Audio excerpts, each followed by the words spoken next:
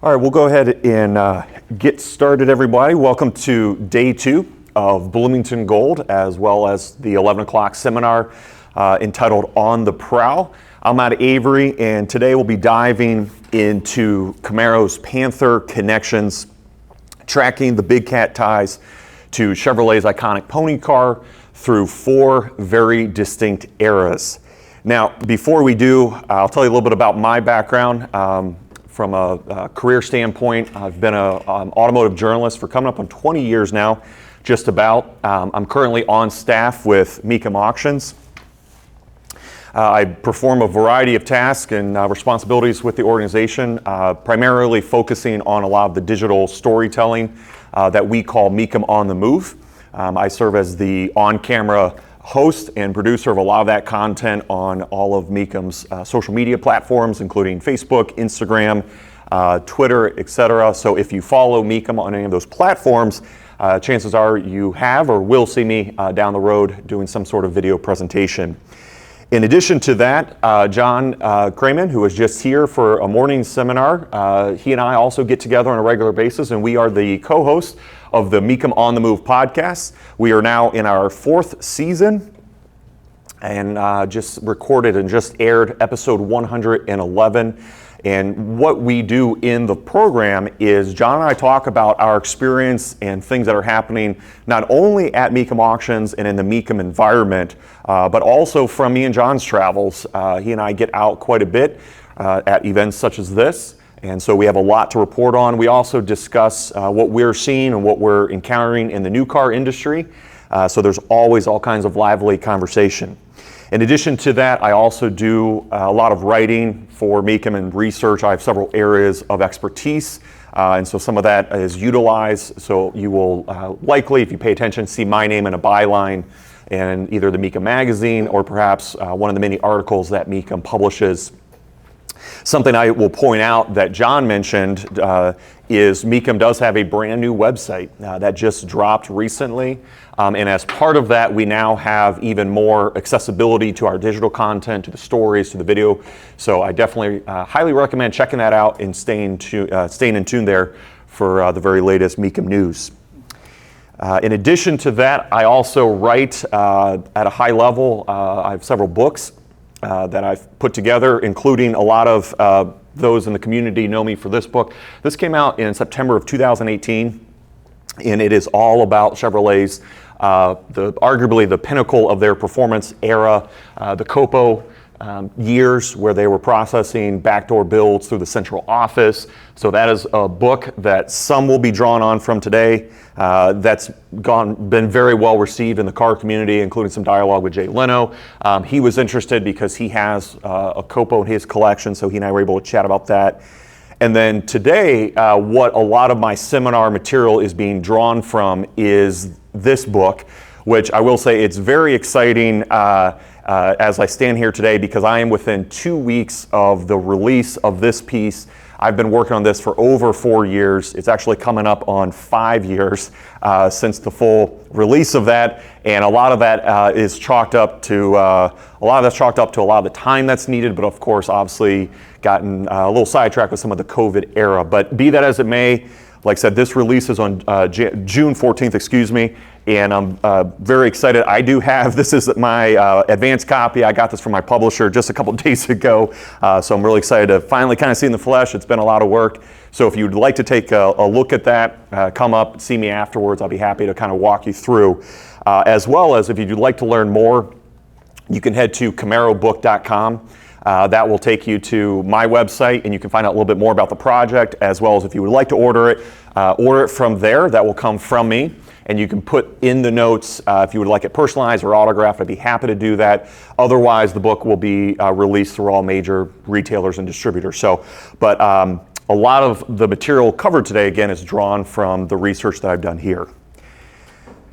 As a journalist, I get out and about around the country and up into Canada, tracking down the best examples of Camaros. Again, for my work in particular, that's one of my areas of expertise. So just these are some snapshots of travels in the last couple of years with a lot of this material making its way into the book. That's a legend, one of the legendary Copo ZL1s at a drag strip. I have an incredible opportunity just to see some fantastic cars. And as a career journalist, one of the things that I encourage and I pride myself in is the ability to get out into the field, to see and experience the cars, to get up close with them, to document them. Nothing replaces that.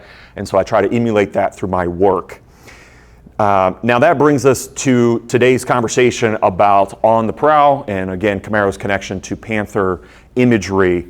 And you might be thinking, what is the relevancy of that to the Camaro community, to even what we're doing here this weekend at Bloomington Gold? What does Panther have to do at all, if anything, with Camaro? So during the next few minutes together, we're going to be exploring that. And to start with, we have to go all the way back to the very beginning, to 1967. And then from there, we have to go even a little bit earlier to what I classify as Era 1, the Chevrolet XP836 era. It's no secret that Chevrolet released the Camaro in the fall of 1966 in direct response to the runaway success of Ford's popular Mustang. And what's interesting is that during the initial concept and development phase of what we know today as the first generation Camaro, Chevrolet, as in development of the vehicle, they also were experimenting with several different branding concepts. So initially the platform was referred to as XP836, and then from there, what we start to see initially is Panther identification. You can see it here on this full-scale model render in presumably a GM design studio. You start to see it there. As the car evolves, you start to see Panther continue to track with the vehicle, again, from a purely conceptual branding moniker. Same car, but reverse of it. Again, you can start to see some of that Camaro DNA starting to be manifest in the design, and yet you still have that kind of Panther identification attached to the vehicle. You can see that this is in November of 1964, almost a full 2 years before the model's release. So clearly Chevrolet was, again, experimenting with some ideas, giving the car personality, something a little bit less clinical than XP836. Again, another full-scale render, again, presumably in one of the GM design studios. Definitely can make out that rear panel as what we know today as the first generation Camaro. What's interesting about this one here is that not only is there Panther script on the side, but Chevrolet on the license plate still identifies the car by the XP836 identification. Again, now this is all during the development of the vehicle. This is not unique to the platform, but I pointed out only because Panther's connection to Camaro goes all the way back during the development. Now, certainly as the vehicle gets even closer to release, there's no denying that here we have almost a production ready, what looks to be a 67 Camaro, and what jumps out quite literally is right on the side, no longer is there Panther script, but now Chevrolet had experimented with using an actual leaping cat logo, perhaps similar to what Jaguar or others had used as well. Same vehicle, just a dead-on front angle. Now you can see also what's fascinating here is that you've got the Panther script here on the plate, and then of course you also have it here, which later would be swapped out with a Camaro badge. And then here we have a final archival image showcasing GM's development of the model. Definitely Camaro, no denying that. This is again in October of 1965, so a year before the model's launch. They have the look dialed in, but you can see that they're still experimenting with some of how they wanted to classify the car. You've got the leaping cat, you've got the Panther script both on the deck lid as well as the plate. Now, what's interesting about this is there's evidence, or I should say there's some data out there that suggests at one point Chevrolet had plans for a Camaro Panther variant even after the model's launch. This will be explored further in today's discussion, but I will say I cannot substantiate this, but keep that in mind as we dive into this topic further. Speaking of the Panther in the period news, it was not lost on major automotive news outlets that Chevrolet not only had a new car, but what they were initially calling it. Again, the key thing with Chevrolet with any kind of model release is you want to give the vehicle personality. XP836 isn't very exciting, so Panther certainly made its way out into major automotive news. This article here from August of '65 out of Detroit, Michigan. What's new at the Auto Zoo? That title obviously referencing how a lot of the models during that period were named after big animals. And so they called, General Motors was reported Tuesday to be preparing to introduce a 66.5 model called the Panther, designed to compete directly with the Mustang. You can see right at the top, Chevy Panther. Here's another period article, again calling out that next year it's the cat look. And it says in that first red box here, Chevrolet will market a Mustang class car, currently named the Panther, and Mercury will trot out a slightly more expensive Cougar. So they were picking up that there was a distinct cat theme. The lower box, Chevy's Panther, which will probably be renamed before its introduction to confirm with Chevrolet's tradition of names beginning with C. Already they're picking up that changing winds are blowing in. And then, of course, underneath the photo, a test version of the 1967 Panther. So there's no denying that out in, again, the major news outlets that Panther was attached to this car just as Chevrolet got revved up with the release of the model. And then again here we have another article. This one is from March down in Kansas City. New Chevy Panther, the most widely heralded of the new cars, is Chevrolet's smaller sports model, a car designed to compete head-on with Ford's Mustang. Again, the new Chevy Panther. So the news was out there, but of course, by the time that Chevrolet dials everything in, they hammer out all the details, they get everything ready for launch. We have here, news starts to break. This is June of '66. So we're almost several months, certainly almost 6 months before September when the model releases. And this article says, Panther, no, Camaro, Maui. And as best as I can translate that, it's French for basically kind of like obviously or of course. And the reason why the author of this article uses that is that Camaro had been identified as a French translation to mean comrade or friend. So obviously this author is playing off of that by saying, no, Panther is not going to be referred to this as its model. It's now going to be Camaro. So again, that's months before the model's release. So clearly Camaro was the main focus as Chevrolet got closer to that date. And that happened here in September of 1966. Chevrolet pulls the wraps off of what they are fully branding and identifying as Camaro. Panther, for all intents and purposes, from the models that are production ready, have evaporated, have disappeared. Now, that's not to say that Panther, with its connection to Camaro, did not leap out into mainstream media, only because dealerships utilize the phraseology as part of their sales tactics. So here you can see a couple days before Christmas of 1966, down in Greenville, South Carolina, Mike Persia advertises that he's giving special prices on the Camaro Panther. And you can see here additional advertising. Again, Mike with his calling out, he's got a Camaro sale on a '67 Camaro Panther. He even, or his ad agency or his sales staff even incorporate a leaping cat identifier. Again, very similar to what we saw on the fenders of those full-scale renders in the General Motors Design Studio. On the right, you see a different ad for Park Circle that they're advertising. They've got Park Circle '67 Camaro Panther. And then one final look is another period advertisement calling out that they've got two '67 Camaros for sale, but these are Panther Sport Coupes. Both are Panther Sport Coupes. So what's the reasoning here? And I would chalk it up to obviously a little bit of just, I don't want to say misinformation, but just dealers not shifting gears fast enough to understand that Chevrolet had moved away from the Panther moniker, and it still, again, lingered on in advertising. But a lot of this, again, disappears certainly within in the spring of '67, and then certainly by the '68 model year. Panther as a identifier and as a sales enticement for the Camaro model had all but disappeared. Let's talk briefly about Chevrolet's, I'll say, flirtation with the Panther moniker. And I have a hypothesis, and to explore it, let's take a look at what Ford did with their Mustang. So let's go back to 1964, and then of course, let's go back a little bit prior to that during the development of the Mustang. Here we have some full-scale renders, archival images from Ford showcasing this model. of what would ultimately become what we know as the first generation Mustang. This is from August of '62. And you can see up front in that grill badge, what do we have corralled? We do not have a galloping pony corralled, but rather we have a cougar. And then the reverse of that also shows on the back, we've got cougar script, again, 2 years before the Mustang debuts.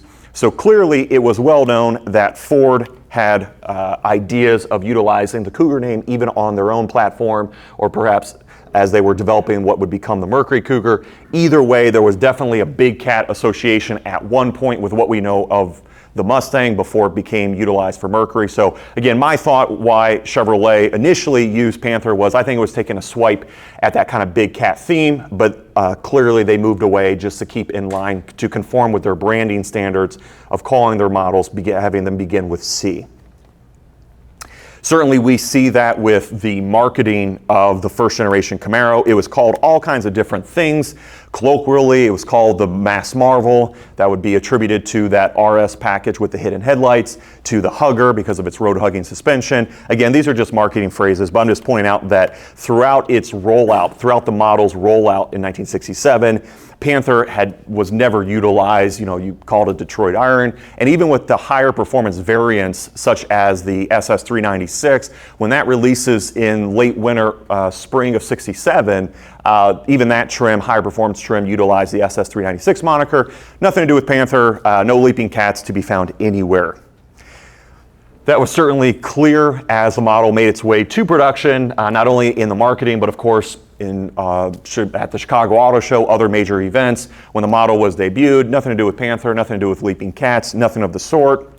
Certainly as the model made its way to dealer lots in showrooms, again, Chevrolet had fully committed to Camaro. So that wraps our first era of Chevrolet's Camaro's Panther connections. Again, it seems to be utilized by Chevrolet as an initial concept that, as you can see, was fleshed out to the point where they'd even played with and experimented with some bespoke badging on the model, but again, nothing made its way to production. That brings us to era 2, where the story continues to evolve, and it enters its next phase up north in Toronto, Canada, at a bustling dealership by the name of Gorries Chevrolet. What they develop is this package, which they called the Gorries Black Panther Camaro. Very striking car, had a very distinct black and gold motif, and it had an incredible uniformity for the era. During an era of all kinds of Camaro performance programs, the Black Panther was very distinct in that of the high level of consistency that it maintained across. The best estimate that I have is several dozen vehicles that were part of this program. Now, as I mentioned, Gorries was in downtown Toronto. They had a Chevrolet and an Oldsmobile location, and they were one of the very first to roll out branding to a bespoke Camaro performance program, identifying it as Black Panther, not only in marketing, but also on the vehicle itself.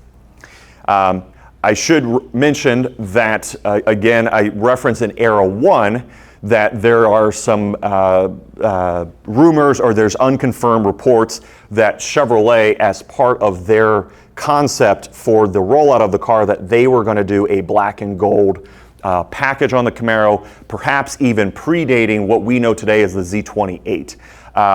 And the idea was they were going to hit the auto show with black and gold Camaros. And when that plan got shelved, again, it's unconfirmed, perhaps Gorries caught wind of it and took the ball and effectively ran with it. Be that as it, like I said, I can't confirm that today, but that is one school of thought. Some of that evidence could be supported in even how these cars were put together, so we'll discuss that in a minute. Now, a program like the Black Panther for Gorries made sense. It fit into their overall dealership personality. They were performance-oriented, like many Chevrolet dealerships were at the time. Of course, prior to Camaro's launch, Gorries, like many others, both in Canada and in the US, focus on supporting Corvette efforts. Gorries was no different. Here we have an ad where they even call themselves Canada's Corvette headquarters. They sold a lot of high-performance Corvettes, supported local racers. So when Camaro releases, again, like many other dealerships of the time, they were very quick to leap into action and to want to roll out their own performance program, and what resulted is what we know as, again, the Black Panther. To do that, they had a robust roster of individuals that were able to bring that product to market. Everyone from George Moss, who handled their sales, who was a sales manager. George also drove what I would identify as a marketing vehicle. It actually was a 427 equipped Black Panther. Jerry Coffey handled a lot of the high performance sales. John Wilson was their parts manager and speed shop manager. Doug Duncan, who was later inducted into the Canadian Motorsports Hall of Fame, was one of their ace technicians on staff. Al Kinney was a paint and body tech who handled a lot of the gold painting on the cars. That we're going to explore that in a minute. That was not an RPO at the time. And then Graham Neal is a very fascinating character in this conversation. He was not on staff, but he was a young insurance agent who hung around the dealership, and he campaigned a Granddaddy Gorries race car for the dealership, and he was responsible for one of the most outlandish features and options to be available in the car. So Gorries management had they subscribed to early Ford's idea about how to offer the car, any color as long as it was black. That was the motif they went with for the Black Panther. So obviously a lot of the cars that were destined for transformation to Black Panther status would be ordered with tuxedo black exterior paint with the gold interiors. And then I'm calling attention here because the cars that they would upfit from SS350 trim, which again initially would be preferred, and then that would be in the spring of '67 be preferred to use SS396 cars, no different than the 427 conversions happening here in the States. But the cars that came in SS350 trim with the black paint would be given the white paint accents. So pretty interesting that Gorries took that concept and then made it their own by using gold accents, which gives the cars such a distinct look. So here in the order form, you can see again that the cars would be ordered with that AA RPO code for black, both lower and upper. And then of course with the SS350 option, that white stripe would be repainted to gold, where technicians like Al Kinney would be coming into play, helping to transform the vehicle's look. Here is a trim tag from one of the Black Panthers. Again, just showing you, again, everything that we just talked about, how they would be the AA for upper and lower black paint, and then with the deluxe gold interiors. Now, I should stress that just like any of the first generation Camaro performance programs, uniformity was not necessarily consistent across the entire run. Obviously, the cars that I have seen and documented, there is some fluctuation, but again, primarily this is how a lot of the Gorries cars would be equipped. This is what would most likely streamline the conversion process. So here's an example of a car. This is one of the Black Panthers taken just after the car was new. So it's a great opportunity to see one. Again, this is just days after the owner got it home, but you can identify, one of the cute things I call out on the tire is the package utilized Uniroyal Tiger Paw tires. Again, a cute little nod to the big cat theme, but of course the cars stood out most with their gold accents. Again, utilizing that SS350 nose band and pinstripe, and then also given a lower band there, but painted gold, something that had the appearance of a factory presentation, but yet was personalized for the package. Very, very distinct, and really gave the cars just an incredible look that looked factory correct, but was something that came out of a dealership. What's interesting is the other primary example of where we saw that being utilized that year would have been with the 1967 Camaro that was utilized at the Indy 500, the pace car, where Chevrolet employed custom white paint and then also bespoke blue accents on the car. Again, that's where I could see the school of thought entertaining the concept about perhaps was the Black Panther or a Panther variant something that came out of Chevrolet. That would make sense if they had already had plans in place to utilize the existing components and packages of the cars, but give them a distinct look, similar to what they did here. But again, I can't confirm that today. I have not seen the data, but those are some of the rumblings out there. What is confirmed is how the cars did get equipped, and one of the options on the vehicle would be Magnum 500 wheels. And then inside that gold interior, no modifications outside of, you did have a central badge mounted down low on the console. And then underneath the hood, this example is equipped with a 327 cubic inch V8. Other examples, again, would be equipped with the 350 and then the 396. Now, I should mention that Gorries had a very unique sales strategy with the car that really was the inverse of what period contemporaries were doing at the time. See, if we look through how the other tuner programs and dealer conversions, how they were taking place around the country, Camaro debuts in 1966 as a 1967 model. At that time, Chevrolet is not going to install anything larger than the SS350. That finally gets upped to the 396, but that is not enough for enthusiasts who are demanding for the 427, mostly because the 427 is already available in other models, and it also fits between the engine, the fenders of a first generation Camaro. But to understand why Chevrolet was not going to do that during that time, you have to kind of take a sidebar conversation to explore how even the Copo era got developed. Basically, Chevrolet was trying to back away from any kind of involvement with hot rods and hooligans because of fear of government intervention. So because of that, when Camaro and Chevelle during that time period, Chevrolet was not going to offer the 427 as a RPO. You could not request, you could not order that. So during that first generation era of the Camaro, you have the rise of performance programs happening at the dealer level. So around the country, you have names like Dana, Yanko, and the Baldwin Chevrolet In Motion combo rushing to meet that customer demand for 427 equipped Camaros. But Gorries wanted to be part of that, but again, their sales strategy was very different. So during that first year, model year, 1967, here we have a 427 equipped Yanko. I recognize it, I'm saying it has a Stinger hood. That is not unique to it. Here is here's a Baldwin Motion. Again, it has a look, but a lot of it is not unique to the actual platform. It kind of had a general overall day two look. Here's a 427 equipped Dana Camaro that had been created.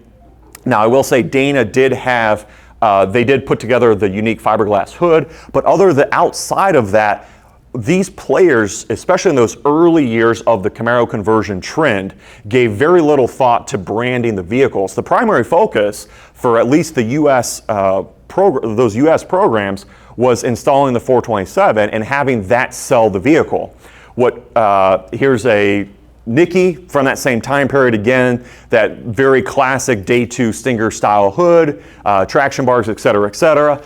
But really at most during that era, again, Nicky used script, but it would be very difficult for your average Camaro enthusiast to identify one of these conversions outside of seeing the 427, only because very little thought was given to exterior branding, which is why, in my opinion, the Gorries effort drastically is different, because their cars consistently, the ones that I have seen and been able to experience, have the black and gold motif with the wheels and the badging. Again, really from a marketing standpoint, they lead the pack in identifying their product, helping them to stand out.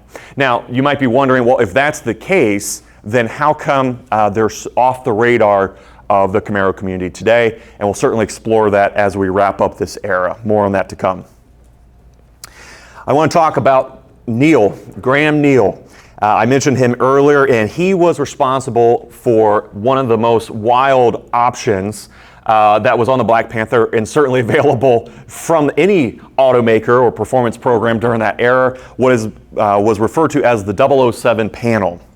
So as I mentioned, Graham was a young driver who campaigned a race car for Gorries called Granddaddy Gorries. You can see his name called out on the door.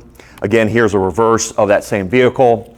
His name also again called out. There's Graham. Fascinating. I caught this earlier. I don't think there's any correlation, but I did pick up that rear panel is painted gold. Certainly does look a lot like the accents on the Black Panther, but certainly maybe he just utilized a leftover can of gold paint, something to that effect. There's certainly no correlation, at least that I can identify, to the run of Camaros.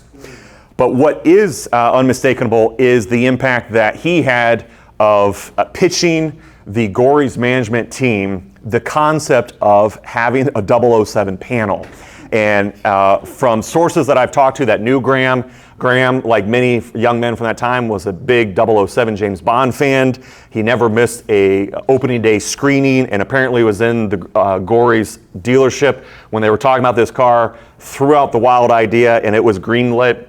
And so the cars that would be equipped with it, here you can see it show up on the Gorries Black Panther window sticker, and then you can see obviously it called out there Black Panther, but the cars that would be equipped would have the center console door removed, and then this panel of fake switch gear and toggles would be dropped in, claiming to operate such wild features as a bullet shield, oil slick, and laser beam. Now, of course, all of these are fake. If you can lift the panel right up, there's nothing underneath it. But for looks and to certainly have a wild conversation starter, it would be covered with that clear panel. So, very fascinating story. Total equipment unknown. It's really unknown at this point, and that's true with the entire run of Black Panthers. There was no master sheet, so total production, any of that kind of option breakdown, really non-existent at this point. In addition to having a very robust package on the overall vehicle, one of the other standouts about Gorries' efforts was how they marketed the vehicle. And again, I would argue, because of these efforts, this is also what puts them ahead, at least during that 1967 model year, from their contemporaries that were doing the exact same thing. What I mean by that is when you start to look at how the cars were branded, period ads called out the excitement of Black Panther. You can see Black Panther here, a worldwide exclusive at Gorries. Black Panther, a Gorries worldwide exclusive. But they started to identify the cars, they even have a close-up of the badge, Black Panther. They were getting the word out that not only did they have an attractive package, but this thing had a personality of its own. You can see some additional advertising here.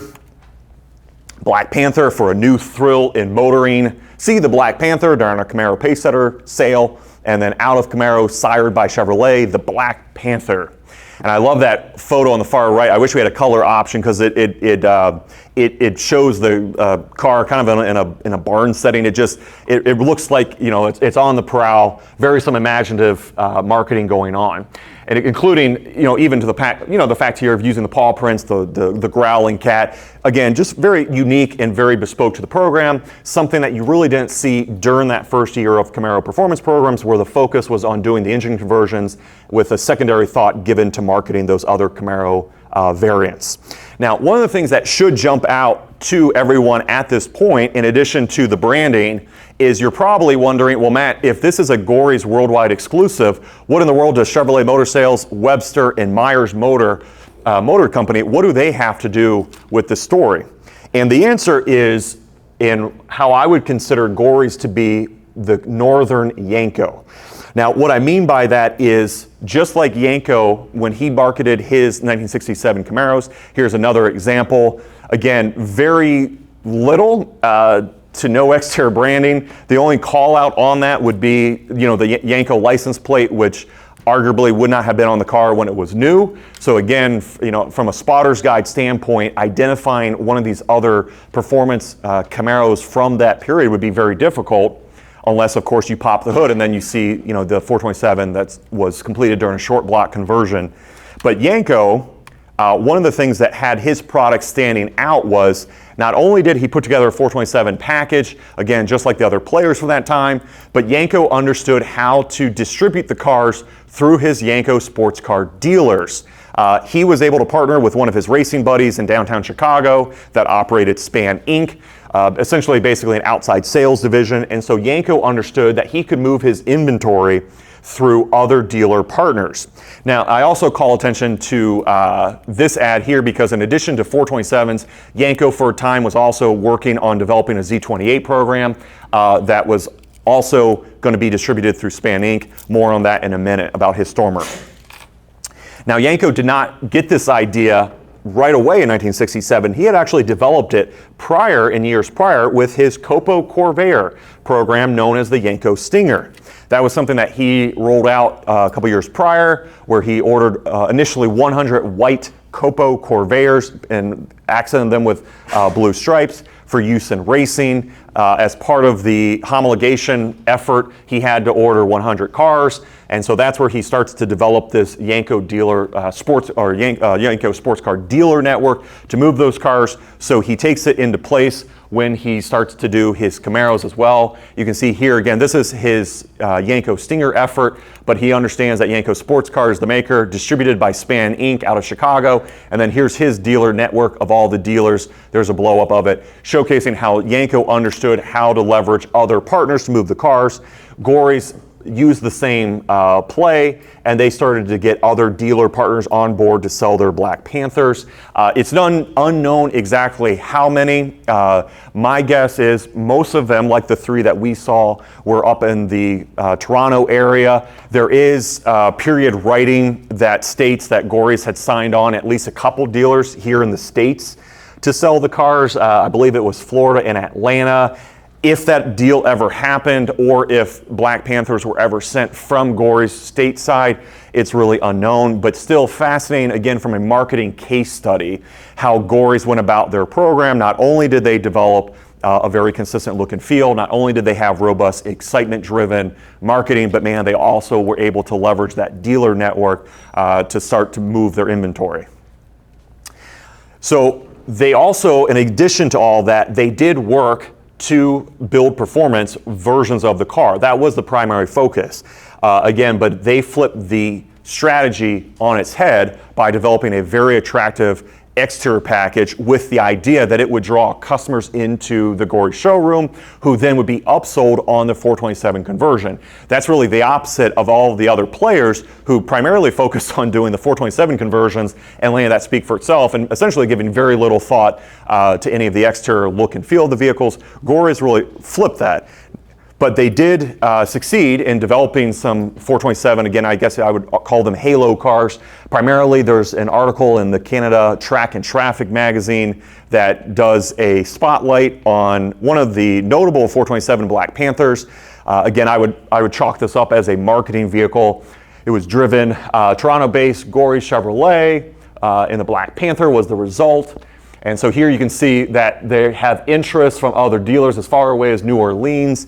Whether that deal ever came out or anything to that effect, little to be seen. But if a Black Panther surfaced, or if any kind of documentation surfaced about one being in the States, that certainly would make sense.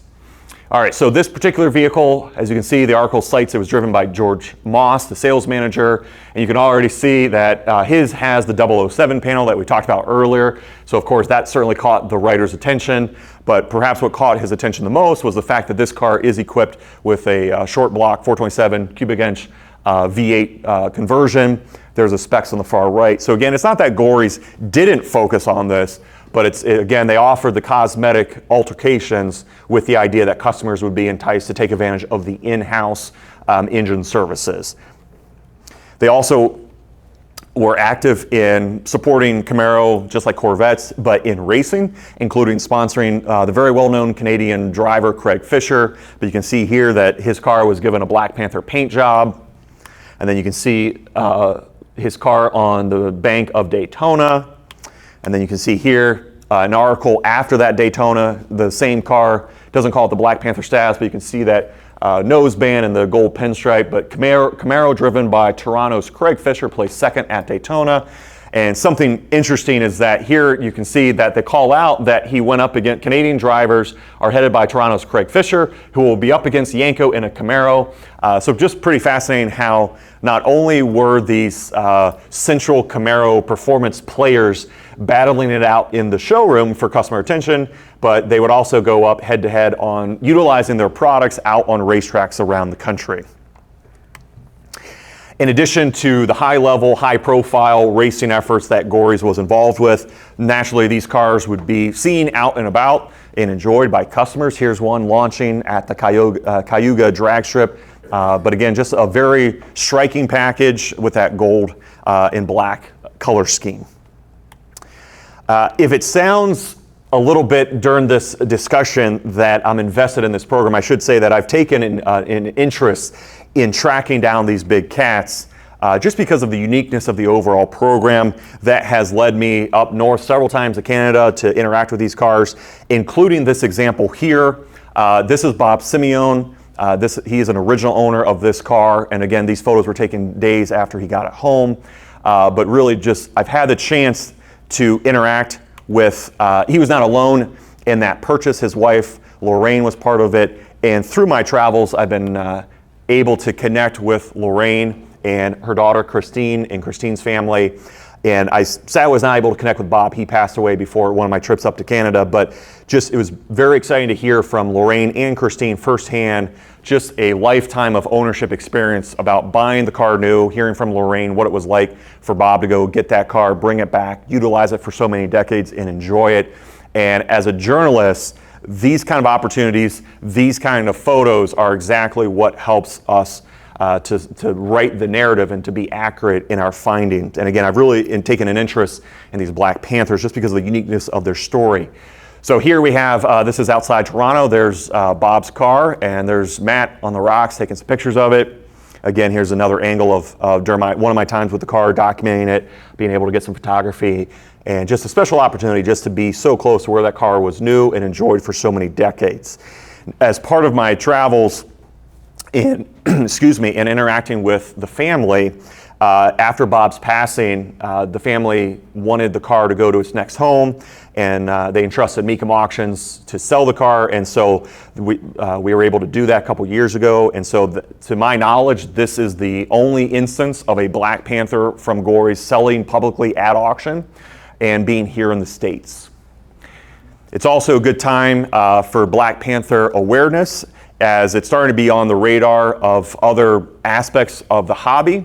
Greenlight Collectibles has announced that they're going to be releasing a 1/64 scale diecast modeled after Bob's car. I reached out to Greenlight asking if they would be able to provide some samples or additional data for today's conversation, and they're running a little bit behind, but they certainly said they keep me posted. So if there's any diecast collectors in the room, certainly keep an eye out. Again, it's exciting to start to see their story being told. So as I wrap up this era of Camaro Panther Connections, I think it was a very ambitious program, but from a marketing and branding standpoint, Gorries certainly stood out for all the reasons we discussed. Having a uniform look and feel, having that be supported with excitement and enthusiasm in their advertising, and then even starting to leverage a dealer network. Again, that brings us to the central question of, if all of those pieces were in play, then how come these cars are not more widely known and celebrated, certainly here in the States amongst the Camaro community? And I would chalk that up to a couple factors. One is that the Black Panther program never lasted beyond 68. I've been able to see and document several other cars, including a convertible. There wasn't really that hard and fast loose in play for how these cars, again, from a buy style standpoint, other than the fact that they were black and gold, but they never made it to the 69 model year. They kind of fizzled out at the end of 68. Part of that was attributed to Gorries moving locations just as the dealership evolved, and then after a couple years they closed. So obviously all of their, that is a factor where they don't have a long history like a Berger Chevrolet would, where you have that dealer support years after the cars have been released. And then of course the other big factor is the fact that most of the cars did not receive the 427 conversion, which for Camaro enthusiasts is, that's the holy grail that kind of harkens to one of the most desirable Camaros, just because of the allure of the Copos, the L72s with the 427s, or the ZL1s with the 427.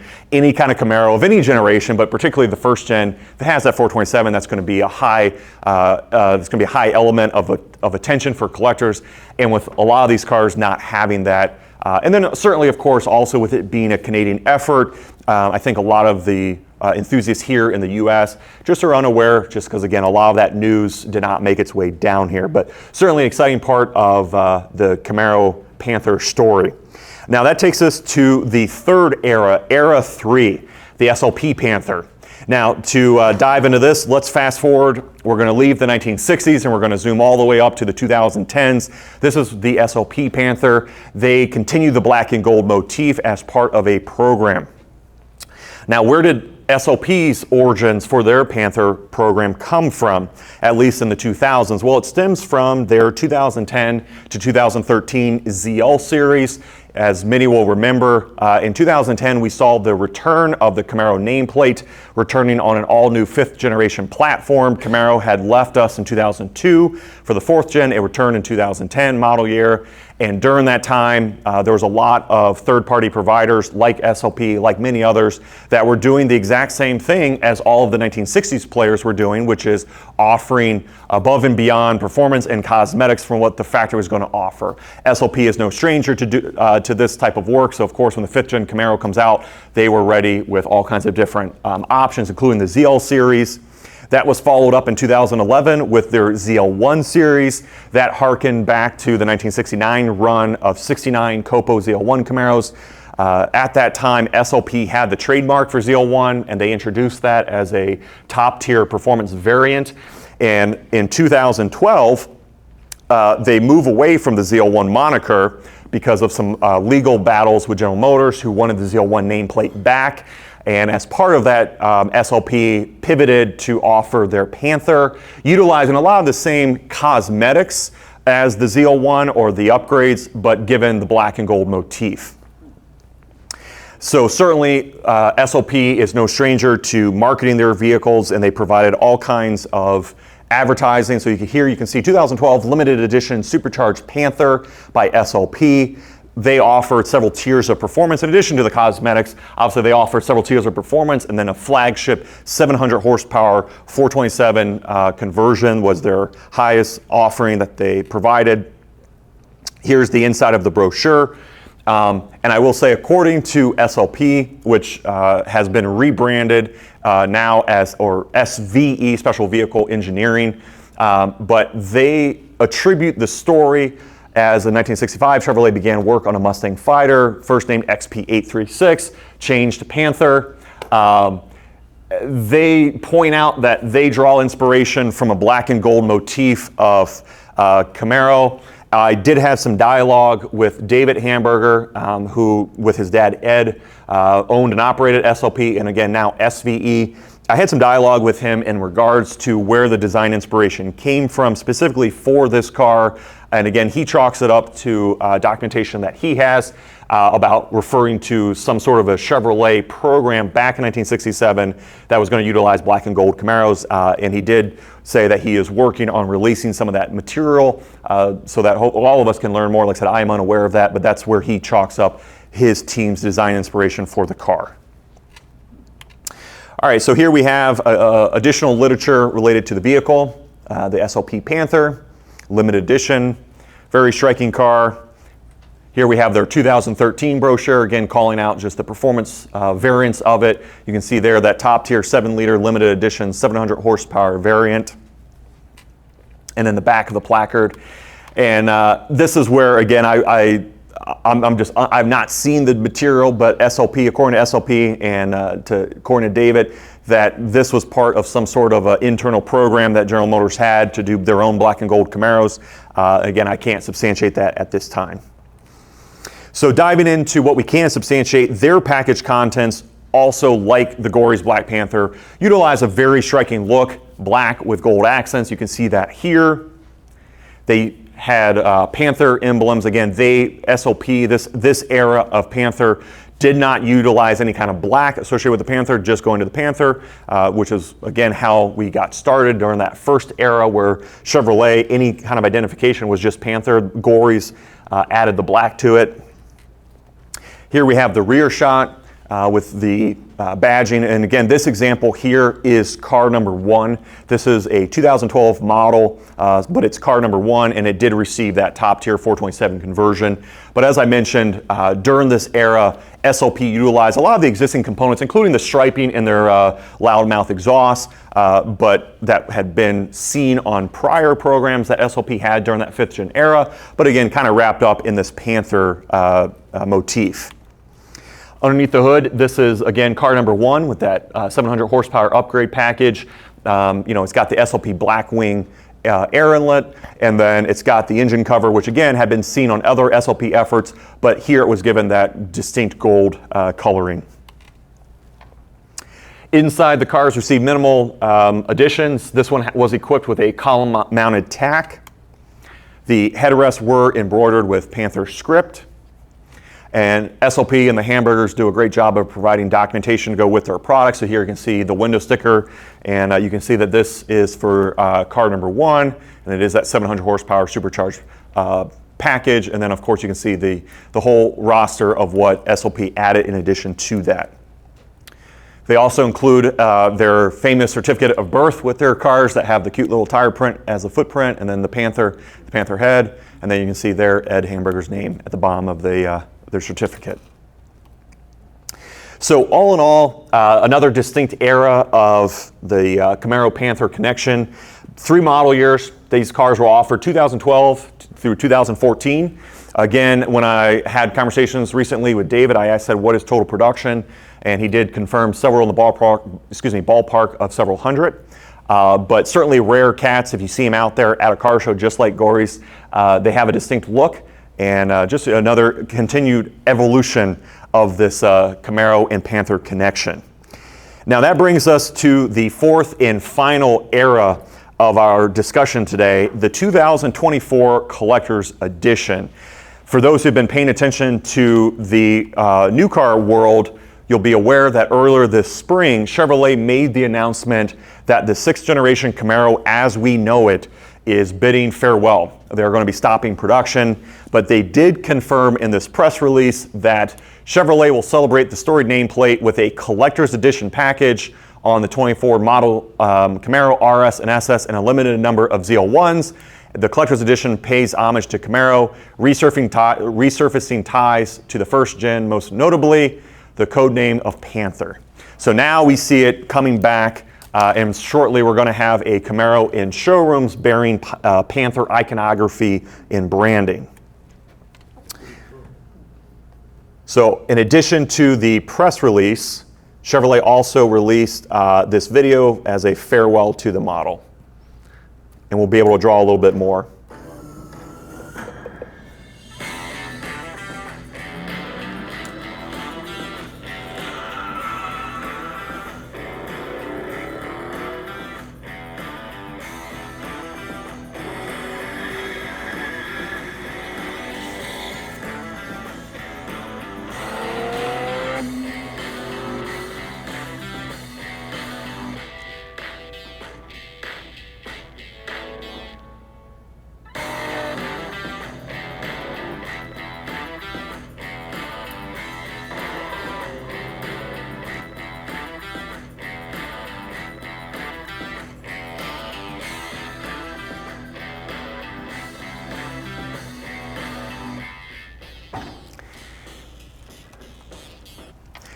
So in addition to that, we have one other look at specifically the collector's edition, which again is going to be bearing some of this Panther.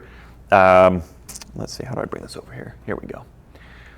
This is kind of a closer look at that final. Here, let me just pull this up, and we're going to break this down frame by frame. So, but this is what we know about this final edition. So.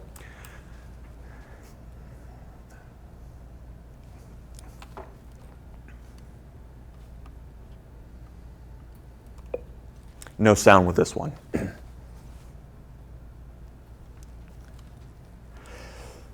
All right, so in true journalist fashion, let's break this down. Let's dive deep into, it may not seem like a lot, but there's a lot hidden in these videos. I should also say that I reached out to my contacts at Chevrolet. I reached out to both individuals that are working on this vehicle as well as Chevrolet's official marketing and communications team. And essentially, I was not able to get a response in any kind of, seeking additional information. So I don't have anything. Chevrolet wants to keep a tight lid on this until they're ready to release the model, and presumably later this summer. But that does not mean that we don't have a lot, even with these few seconds of video. Let's dive into what we do know. And one of the first things that jumps out is if we enhance the photo and then we flip it around, you can see that Chevrolet has incorporated their graphics team, hidden a little Panther prowling silhouette. So of course, a little Easter egg for the fans and enthusiasts. So already we're starting to see, again, Chevrolet drawing on this Panther iconography. And then my presumption is that this silhouette up top is going to be this top tier ZL1, as evidenced with the spoiler. You can see the ZL1 specific hood. So my guess is again, the model that we're seeing here is going to be the Halo Panther variant. Certainly, many of you probably caught that during that pan of the script, Camaro script. Now they're going to be incorporating that similar Panther prowl in the R, a nice little nod. And then the other shot we have is of the hood, where I had a feeling, and it's actually been confirmed even just in the days leading up to today's conversation.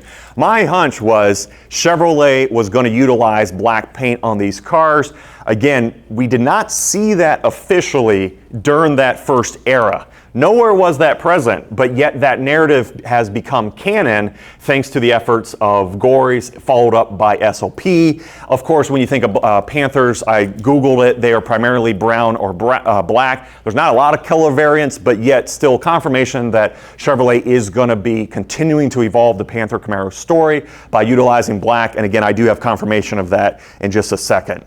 Something else that stands out during that video is, Chevrolet is utilizing this dark motif with the car, with the black bow tie. I just want to call attention to the fact that a variant on the bow tie is nothing new. Chevrolet has used that, particularly in the 6th Gen, for a number of years, including with the very popular 2018 Hot Wheels, where that utilized a black grille. Again, I'm just piecing the data we have here. I'm looking at every frame to see what we know and what we don't. So clearly Chevrolet is going to be kind of playing into that dark blacked out look on the Panther, which I think will be a very striking package.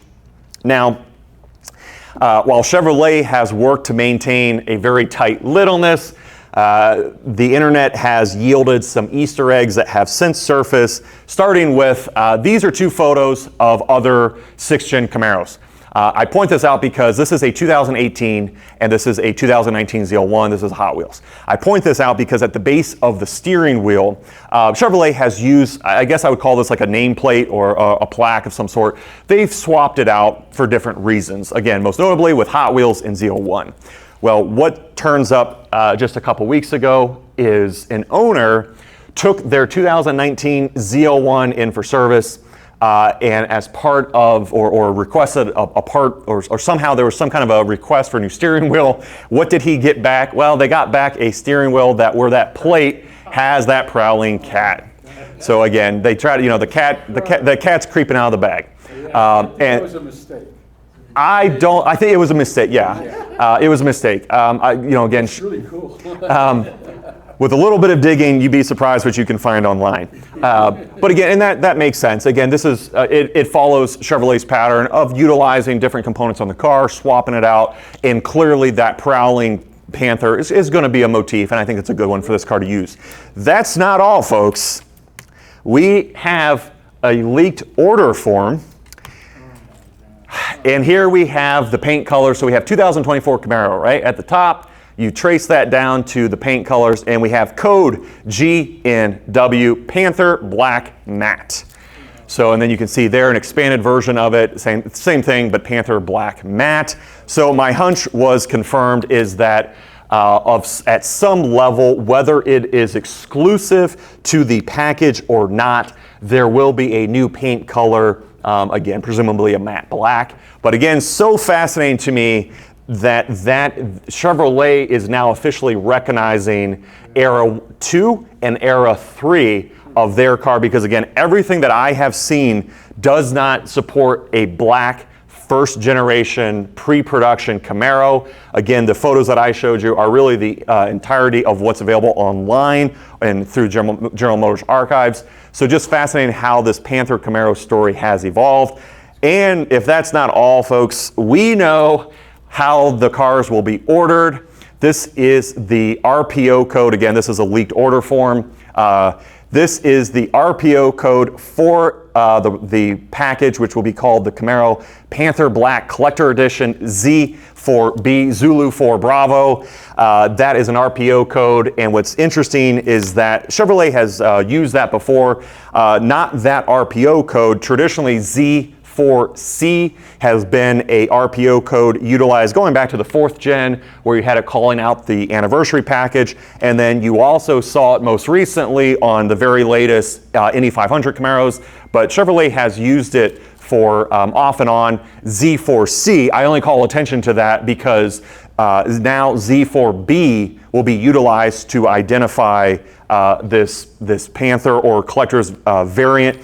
What's interesting to me is that it remains yet to be seen, what's the blend of this collector's edition versus this Panther Black or Black Panther? Funny how they stayed away from Black Panther. I don't know if that's a Marvel issue. I'm not sure with the popularity of the Marvel character, but either way, folks, it's very exciting because very shortly we're going to be having, again, a new Camaro in showrooms bearing Panther iconography. So really, in summation, I'll bring today's conversation to a close by just chatting about, to me, that's the relevancy to the Camaro community. We have the 6th generation going away. The future of the model is uncertain at this point. Chevrolet has not released anything about what the nameplate's future holds. There's a lot of rumors that it will return perhaps as I saw a 4-door sedan, as an electric crossover. I don't know. I would like to think that we will be getting a all-new 7th generation 2-door traditional styled pony car bearing Camaro. I know the Camaro enthusiasts would take to that market. We're living in a golden age of that era. We have a brand new Mustang. The Dark Horse is doing very well for Ford as a performance variant.